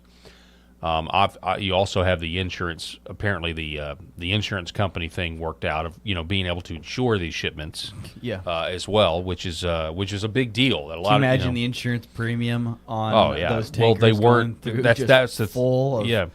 That's the thing over in I think it was in England or Britain or somewhere. That's where a lot of the underwriting was, and they were not willing to do it. And so he announced last week about the government. The U.S. is going to get involved to help with the insurance aspect of it, and then naval United States military escorting and that sort of thing. So we'll see. Maybe the oil prices maybe the gasoline prices at the pump come back down tomorrow or the next day. Because I'm bringing that up because I know Americans care about it. I mean, I know you care about it. I know we all care about that. And we also have him. He did get a question about the SAVE Act, and he did talk about how the mail-in ballots are unlike anything. Nobody in the world does mail-in ballots the way we do. And the reason that kind of perked my ears up, because I recently watched this old clip of the late Phil Hartman. You remember Phil Hartman on Saturday Night Live? Absolutely. There's an old clip circulating of Phil Hartman being interviewed on the Dennis Miller Show. And it's not just that no country does mail-in ballots the way we do. No country allows illegal immigrants, to come into our country and have a baby, and then that baby's an American citizen. And so if you think about where that leads. My dad used to watch Dennis Miller live too. Yeah. He would come on right after Rush. Oh, okay. When Rush had that brief stint where he was doing TV. Brief stint of the press conference looks like it's concluded. So Dennis Miller would come on, and he always came on to the intro of "Everybody Wants to Rule the World," to that song. So anyway, I still remember that to this day. Yeah. So this was the tweet I was talking about that got me this morning. Many important meetings and phone calls taking place today while I'm in Doral. Additionally, I will be going to Speaker Mike Johnson's fundraising event, and then prior to leaving D.C., I will hold a news conference from Doral Ballroom at approximately 5:30. Thank you for your attention. I will say this, unusual. I mean, the fact that he said 5:30 and he was unusually a lot of times there's at least 30 minutes. If he said 5:30 press conference, it's not going to happen until 6. Yeah. And yet he actually was only, I think, like 15 minutes behind. So you see how he takes those questions too? I mean, they're all gotcha questions. They're all antagonistic. They all have this little spin and little jab placed in those. And he just takes them and fires right back, not incredulously, but just gives him an answer right back, how he feels. And I think that's this whole thing. What I was, before we went to this conference, what I was talking about was how he never overpromises at risk of under-delivering now, and he never under-promises either. And so he has the ability now, because he's been there, and you can tell he knows how all of the fake news media is going to treat him. He always says everything up. Well, yeah, this is probably going to take a few weeks. We may have ground troops. We may. I mean, who knows what we. He'll just say all of that to then that way when things happen the way he thinks it will, he'll be able to say, "See, look what we were able to do, and we didn't. It didn't take us that long. We didn't have to put troops on the ground. So I think he's just very careful and balanced in what he's saying, because he knows they're ready for that gotcha moment where the chyrons on their networks can be Trump breaks his promises and overpromised and underdelivered. Well, and you already have a lot of that. I mean, because, let's face it, you do have multiple clips of President Trump criticizing the last 30 years of the nation building in the Middle East. I mean, the speech that he gave in Saudi Arabia last year, throwing all of this neocon foreign policy under the bus, talking about the hubris and the pride of thinking because it's a third world country, we somehow know how to run their societies better than they know how to run them themselves. I mean, that was incredible. So, in this press conference, and I think Rob picked up on it in this press conference when he did say, we got to build the nation, or there was some phrase, and forgive me, but he said the nation's got to be built or something. My ears perk up because I'm like, oh no, we're not a nation. We're not nation building. I know, because actually, Hegseth has even said this is not that. Right. Okay. So obviously there is some involvement, though. There's going to be some involvement of who's going to be taking over the country, assuming that everything that was said is true, assuming that our military has completely decimated. I mean, I have seen videos as of last night. Every video you see on X, every single video on X that you see of Tel Aviv being bombed, the very first question under the comments is, at Grok, is this video legit? Sometimes Grok comes back and says, yes, this video was from March the 8th of 2026. most of the time, though, at least in my feed, most of the videos that are put out there are stuff from last year, or I've even seen some AI stuff being generated. The fog of war, truth is like the first casualty of the fog of war, and so that's a very difficult thing to say, to kind of get your head wrapped around. But so assuming that all that's true, meaning that the Navy has been decimated, their missiles are running out, because you can find people that say that we have a numbers problem when it comes to the missiles as well. The interceptors that cost a lot of money, millions of dollars, versus the $20,000 one-way drones, that Iran has. So, but assuming all of that's true, then it looks like this thing should wrap up. Now, to your point, President Trump is not on an aircraft carrier with a mission accomplished sign behind him, which was a huge mistake. Huge. Optic-wise and just from a truth standpoint, that George W. Bush did. So, I did not want this. I did not want this, then attacking Iran. Yeah. I didn't. It happened. This is where we're at. Yeah. I hope we don't have ground troops. I hope we don't, I hope there's a way to do it, just like is being told to us. It's my hope and prayer. And the main reason, honestly, is because I just don't want soldiers to die. I do not want American soldiers to die once again in the Middle East, as has been the case as a 41-year-old American for basically my whole life. Well, as balanced perspective conservatives like we are, we know the ones who did want this, and they're the Lindsey Graham types that we have a lot of fun with, because their commentary seems so crazy and so of the war hawkish, want to bomb anybody that says anything about anything. They've taken no responsibility. Right. None. Right. Their Right. ideology, and this is why there's criticism of President Trump out there for this war or military operation or whatever, is because people like Lindsey Graham and others have had no accountability. They've taken no responsibility for a foreign policy that is where we've spent trillions of dollars overseas, while our own country is worse off in almost every metric.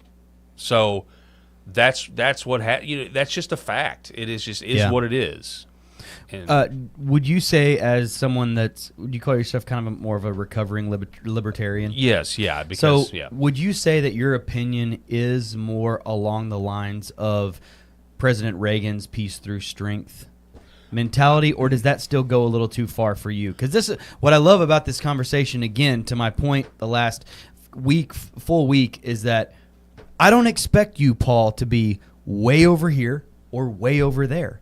And everything about our conversation and the importance of this conversation is that where we find ourselves somewhere in the middle can be very objective and very appropriate.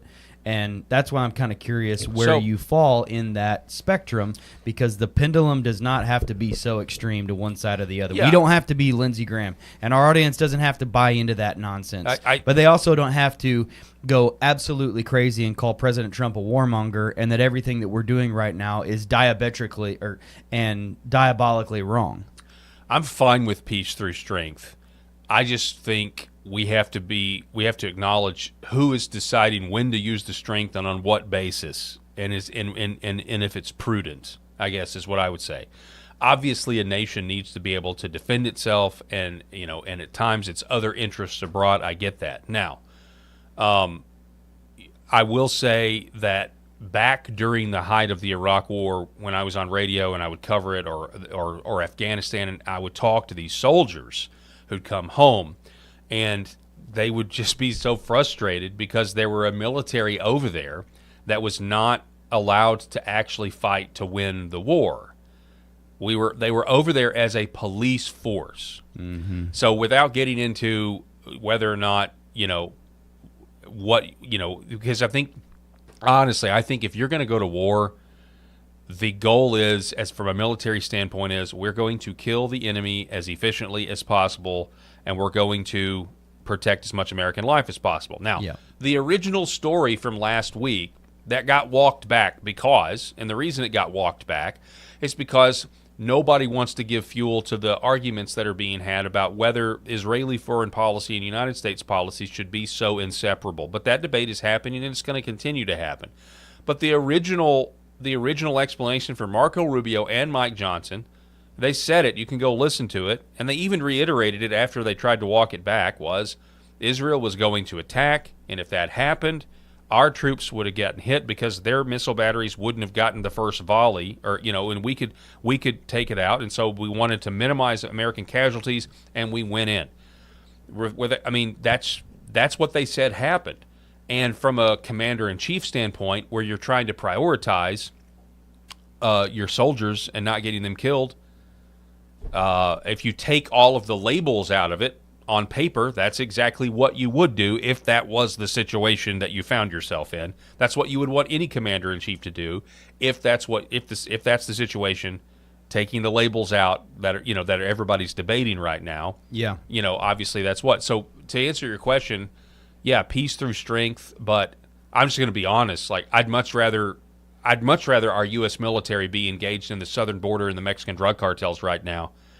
Than I would in the Middle East. Sure. That's just my opinion. That's me, and I voted for Trump 3 times, and but that that's kind of where I fall down on it. But I reserve the right to be totally wrong about everything. So yeah. So you'd rather those 2,000-pound bombs be being dropped on the cartel here's what I also say. Leaders' houses. So Mike Cernovich came out last week and said, "Hey, we may actually be getting a right-wing military for the first time ever, where you don't have all these people from Harvard as generals trying to, make our soldiers into some glorified, police force." Mm-hmm. I'll say, like, trying to find a silver lining here, just for my own, preferences. I will say the one thing that President Trump has done that I think is good, and maybe you think I'm, trying to be overly optimistic. I don't know, but I think getting back to some sort of pre-World War I understanding of the nation state in terms of military conflict is a good thing. And what I mean by that is, going into Venezuela like we did, whether you agree with it or not, it is just what bigger countries do to smaller countries that are inferior to them, versus trying to use financial instruments, trying to be like, hey, we don't really control you because we don't like the way that looks. We don't want to seem colonial. Now, we could have a debate whether colonialism is a good or bad, but we don't want to seem oppressive or colonial, so we'll just give you a loan from the International Monetary Fund, and then when you can't pay that loan back, we'll demand all of your mineral resources. Oh, and if you refuse to give us your mineral resources, we'll make up a reason to invade you and put our military in harm's way, and they won't actually kill you. They'll just be a glorified police force. They'll kill some of you, but we won't actually ever officially take over your country because we don't want to be seen as colonial. I think that is ridiculous, and it's just some sort of weird, sneaky virtue, some sort of geopolitical virtue signaling. I do think it would just be better to just be honest, like, okay, we're, Greenland, that's ours now. Why? Well, because the country is there, we need it, whether you agree with it or not. My point is, I do think just openly saying this country's ours now is kind of a pre-World War I attitude. Yeah. And I think the world was more transparent. This is what nation states do.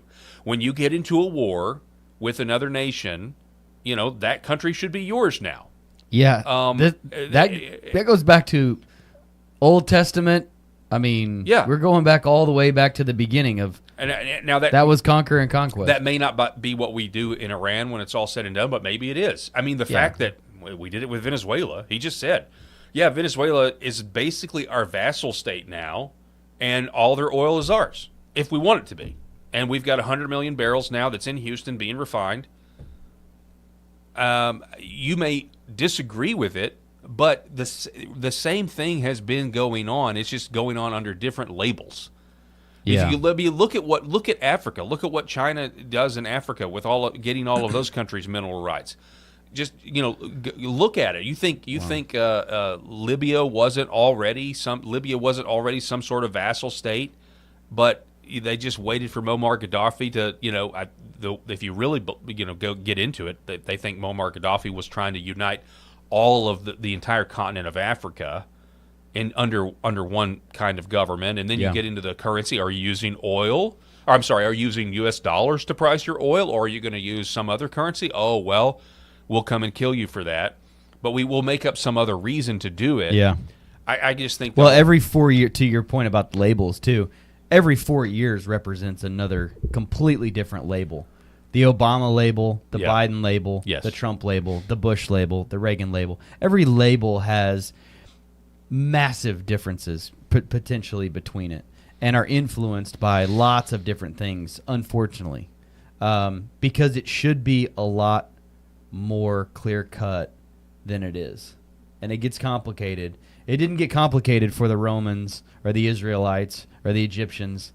It just was what it was, and we did what we needed to do because we needed to make our area bigger and then protect ourselves from the next Sumerians that are coming. Yeah, I mean, it was a lot more. It was a lot simpler back then, right. And now we have, and our chat is noticing it too. It's like, what are they saying? Once you start, once you start complicating military budgets and oil into the equation, and all these factors outside of what is pertinent and what's going on, and all these extra little things are influencing what becomes going on. And it hijacks the reality. So, yeah. Let's see here. Okay, so we have AV 1965. Hang on one second. Writing. Got to figure out a better way to read comments and still control everything. You got to switch windows, folks.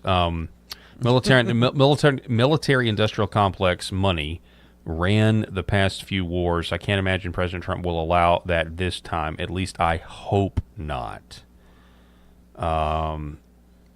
So, I mean, that's all right. So, which represents another great point about us as a society is our trust level of said record low. Of said labels. Right. Do you think that the Romans or the Israelites there was probably a little bit of are we going to beat these guys or not? Obviously there was some doubt, but not like it is now. Mm-hmm. I mean, it's just completely different mindset now because politicians have destroyed our ability to trust them, and everything they say we have to take with a grain of salt and have to say, is that really what they think? Or are they just being influenced by Big Pharma or by the military contracts that they own stocks in? Yep. I mean, how many stocks does Lindsey Graham own in companies that make bullets and missiles and drones? So it's like, do I take anything he says really all that seriously now? Mm-hmm. Do I take anything that most of them say all that seriously now? No. All right. Because what we've said many times before is that the best of us are not representing us, and they have their own thoughts in mind and own needs in mind. Real quick, we got to take a short break. This is the Paul Harrell program broadcasting on LFA TV. Thank you so much for being with us, and we'll be back here in just a moment. Behind every precious life, there was a choice. Behind every family moment, behind every special memory, there was a choice. A life of joy. A life that is beautifully and wonderfully made. At 7 Weeks Coffee, we are funding the pro-life movement, one cup at a time. Will you let your coffee serve a greater purpose?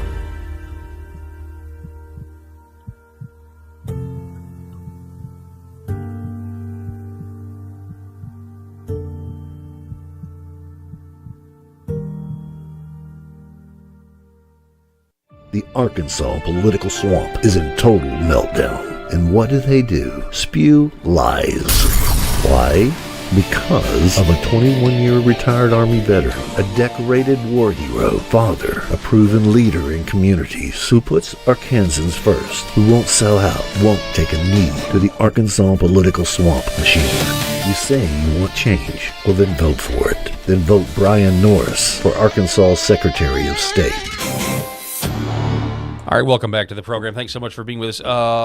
A couple of things that I want to cover before we go as we kind of wind things down. By the way, thank you guys for listening and watching. We really do appreciate it. Do you guys remember do you remember, Eric, the United States Institute for Peace? Does that organization ring a bell to you? No, sir, it doesn't.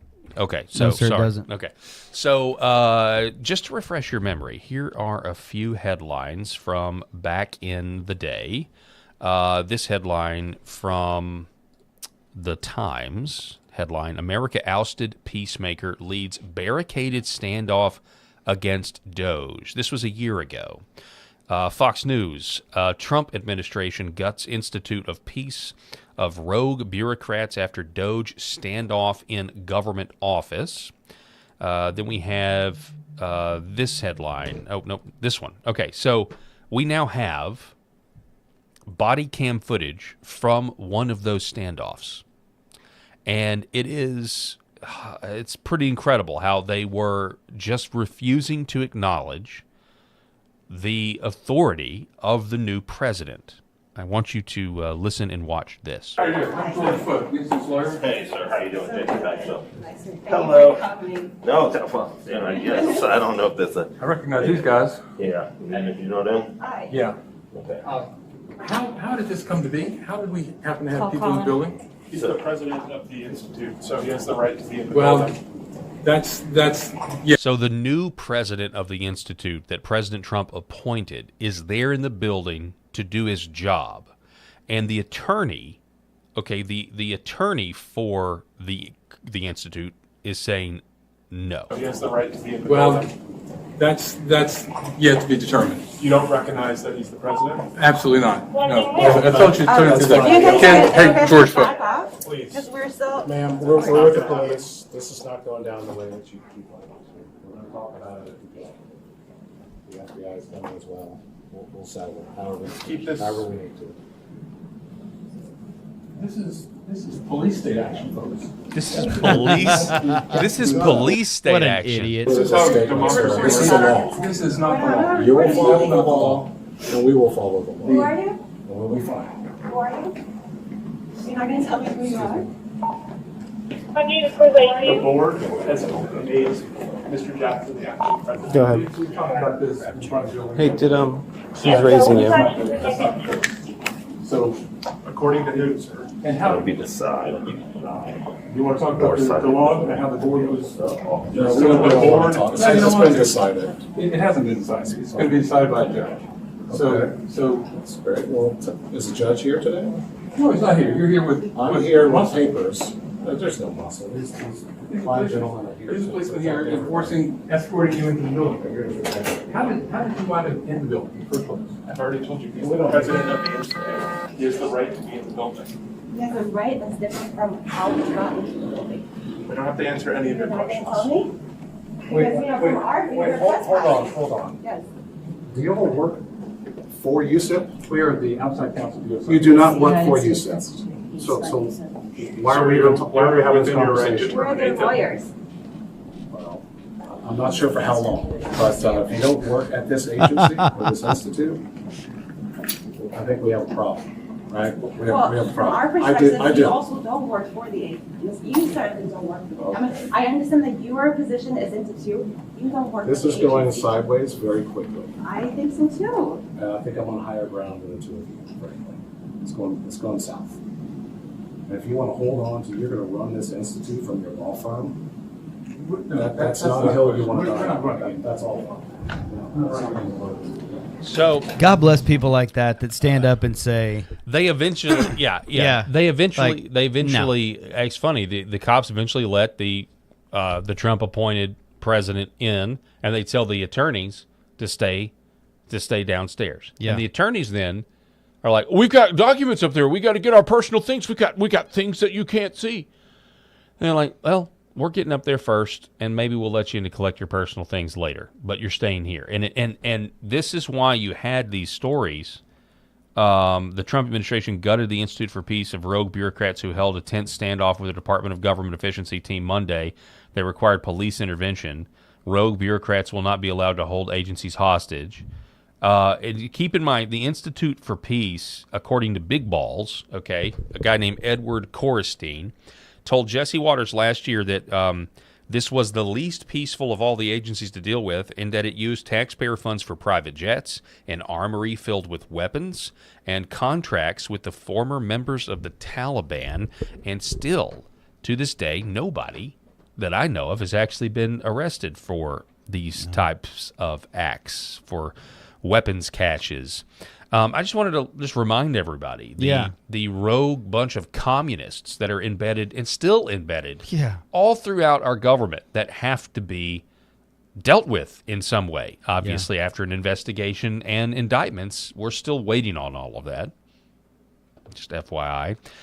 In other news... How many years did that white-haired guy just sit around collecting a check to do nothing? Yeah. He didn't want to go quietly. Build up the warehouses of weapons so we can arm the illegals, the illegal gang members when Kamala Harris wins. Yeah, right. Exactly. And we'll promise them citizenship if they become our stormtroopers. Stay on the government teat for a lot longer. Carrie Lake, a federal grand jury is now active and has subpoenaed Maricopa County's election records, including from the 2024 cycle, to probe long-standing issues in state. So many of us have raised the alarm for years. The news of this subpoena gives me great hope that something will finally be done. The story is from Just the News. FBI secretly seizes election records from Arizona's largest county as voting probe expands. Rasmussen reports reminds us of a tweet that they sent out on the September 4th of 2022. There was fraud in Arizona in 2020 and 2022. That's when Carrie Lake was running for governor. For governor. And we tried. The grassroots, by the way, in 2022, tried to counter Arizona's election theft by... That's how she won the primary, if you'll remember. Because she had a rhino primary. And she won the primary because they told all of their voters to stay away from the early vote.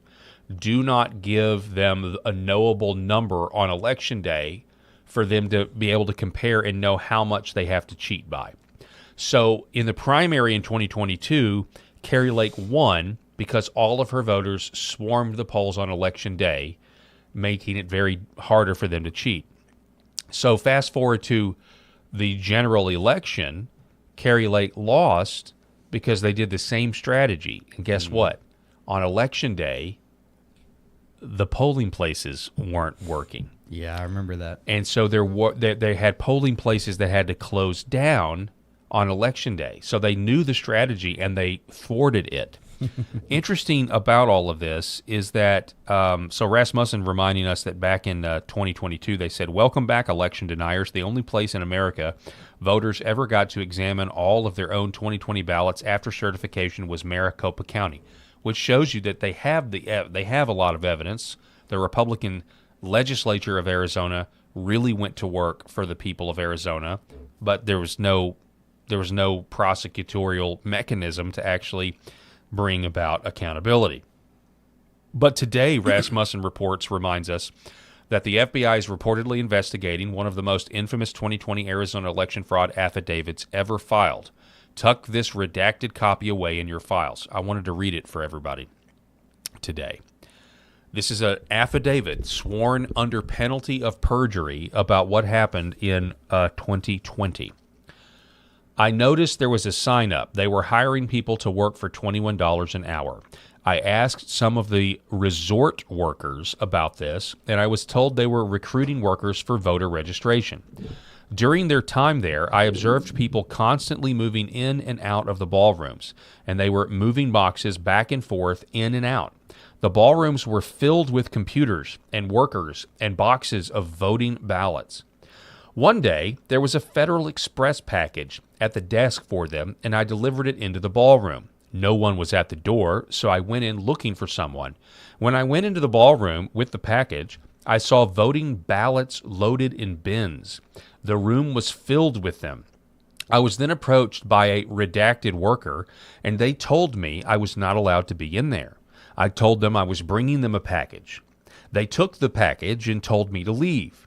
These were the same boxes that they were wheeling in and out the whole time. I then found out that they were hiring workers from Arizona to drive to Georgia and work there. I think it's safe to say, all of this has been known for a long time, but it's also safe to say that what they found in Fulton County, Georgia, led them to Arizona based off of this affidavit. It goes on. Also, the redacted group was working strange hours, coming in extra early and parking with immunity, not following any of the rules. I went to redacted and asked him about this group and the activities that were going on, and he ignored me. I asked some of the resort workers about them and was met with silence. No one wanted to talk or get involved. Question: what were feelings based on these observations? A: based on my experience in investigations and what I knew about the presidential election, I believe this was election fraud and ballot harvesting. What else did you do? Well, I made a phone call to Congresswoman Debbie Lasko. She's the Congresswoman for Surprise, Arizona. I wanted to forward the information to her. I spoke to a staffer who was not interested in what I had to say. The staffer told me the Congresswoman or someone would get back to me, but they never did. I then placed a phone call to redacted because I knew he was working on the Georgia election and forwarded the information I had to him. Question: you said based on your experience in the field of investigations that you think this was ballot harvesting and election fraud. Can you tell me if you've ever testified in court? Yes. Have you ever testified as an expert witness in court? Yes. Approximately how many times? I've testified hundreds of times as an expert witness. I've testified in federal, state, and municipal court, all as an expert witness in police criminal investigations. This is really and truly an open and shut case. It's just about having the cojones to do something about it, and also saying a prayer to the Lord that there's not some judge that's going to be bribed to make sure something like this goes away. Our elections are not secure. They haven't been secure for decades. We exposed that the primary in Texas wasn't secure a week ago and last Friday with Dr. Andrew Paquette. And now we have this news, which is a positive development. But I'll just make an observation. A lot of the news headlines that you see throughout the years are great. They're fun to read. But nobody ever gets arrested and goes to jail. Right. I'm just saying that that's just an observation that I'm making. But what are your thoughts on this, Eric? Well, the mountain of mistrust just keeps getting piled on like a landfill, and it's just it becomes this unending hill that you look up and you say, why do we think that anyone will ever trust our system again? Yep. Well, I just looked at the clock. We're out of time. So I will see you soon, my good friend. We're going to be back here tomorrow.